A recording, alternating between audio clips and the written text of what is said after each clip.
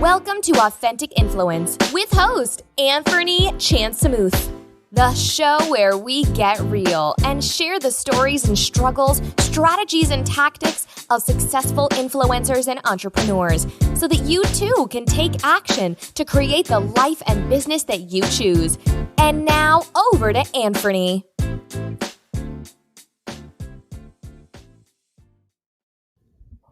All right, what's up, warriors? So let's get into today's episode. What's better, testimonials or case studies? Which is better for your business? This is a common question I get when I talk about case study marketing, and it's a very common question, right? So many of us hear about the power of testimonials. You want to get testimonials, you want to put them everywhere. What I advocate is that you also look at case studies. And let's talk about why. All right. So, how do case studies provide better proof than testimonials? Well, see, testimonials are supposed to represent the voice of a customer who refers the product or a service to his peers. It's a classic textbook example of a viable and profitable marketing tool. But that's not entirely the case. Let me tell you why. The biggest issue that we have with testimonials is that they have been known, or prospective customers and clients have grown suspicious of fake comments and testimonials, right? We've seen that happen with Yelp. We've seen it happen on Google. We've seen it happen on Facebook. People leave reviews and things like that. And we've also seen, companies paying for fake reviews and testimonials and things like this. We've also seen dodgy folks putting up fake reviews on their websites, on their sales pages and things like that. So they can be questioned, right? And rightly so. Okay. So the difference with case studies is that it's much harder to fake a case study because especially the way that we do it for our clients and the way that I teach, right? So if you haven't seen our case study framework, I recommend you head over to simplecreativemarketing.com and search for our case study framework there, or just go through the previous podcast episode where I actually lay out the framework. So we have a 7-step framework, and it's quite detailed in how it works. And we really spend time interviewing our client. We get right into sort of the initial pain points and problems of the situation that they were facing before they hired you. We're looking at the emotion behind that, what was driving their decision making, what were the consideration points and things that they were analyzing, and then we start off, with that picture, and then we get into, what were the specific activities that we did as a solution provider to solve the problem. Okay, and then we outline, the actual results that came from that work.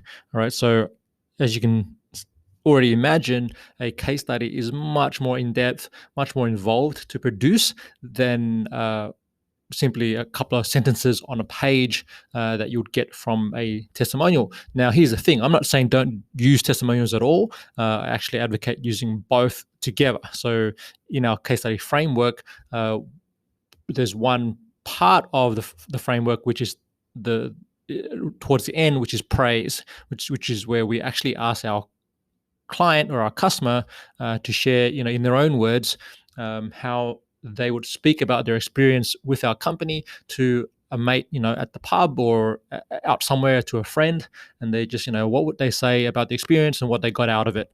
And that's the actual testimonial piece that we embed and include within the case study, right? So that's a really compelling reason to use case studies. The other thing that we can do with case studies is, in the first part of the case study, we start off with a punchy headline, which is metrics driven, and it shares the actual results that a client that got out of working with us and hiring us. But secondly, we actually profile the customer and the type of business that they are, and it's a really good opportunity to highlight them, give them their 5 seconds of fame, but also it gives our readers and prospective customers a chance to see what type of businesses we work with, right? And we give some profiling around that, much more than you can with a testimonial.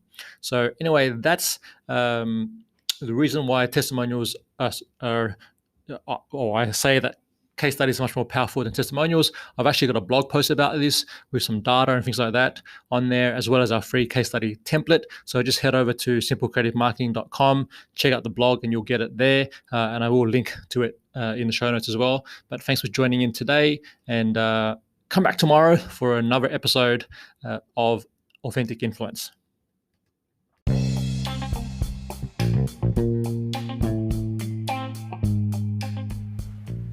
Now, just quickly, if you want to check out the show notes for this episode, just head over to simplecreativemarketing.com/podcast, and you can grab all the links and things and resources on there. And also, if you are a conscious entrepreneur, got a professional services business, working B2B, and you've got an interest in building influence and income through showing up, serving others, and being real, then I invite you to join my Authentic Influence Warriors Facebook group.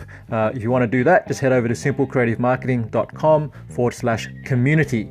Okay, thanks for joining in, and I'll see you on the next episode.